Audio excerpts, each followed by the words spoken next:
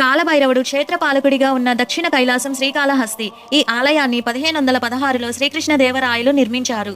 ఈ ఆలయ పరిసరాల్లో 36 తీర్థాలు ఉన్నాయి.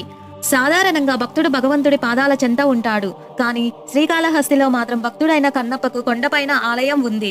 కొండ కింద శ్రీకాళహస్తీశ్వరుడి ఆలయం ఉంటుంది. మహాశివరాత్రికి నిర్వహించే బ్రహ్మోత్సవాల్లో తొలి పూజను కన్నప్ప ఆలయంలో చేయడం విశేషం. శ్రీకాళహస్తిలో 27 నక్షత్రాలు 9 గ్రహాలను మేళవించిన ప్రత్యేక కవచం దేవదేవుడికి అమర్చి ఉంటుంది. రాహుకేతువులతో పాటు గ్రహాలన్నీ స్వామి ఆధీనంలోనే ఉంటాయని అంటారు.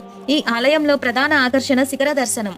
శ్రీ అంటే సాలీడు, కాలము అంటే సర్పము, హస్తి అంటే ఏనుగు. ఈ 3 మూగజీవుల చేత పూజలందుకున్న కారణంగా ఈ క్షేత్రానికి శ్రీకాళహస్తి అని పేరు వచ్చినట్లు పురాణ కథనం.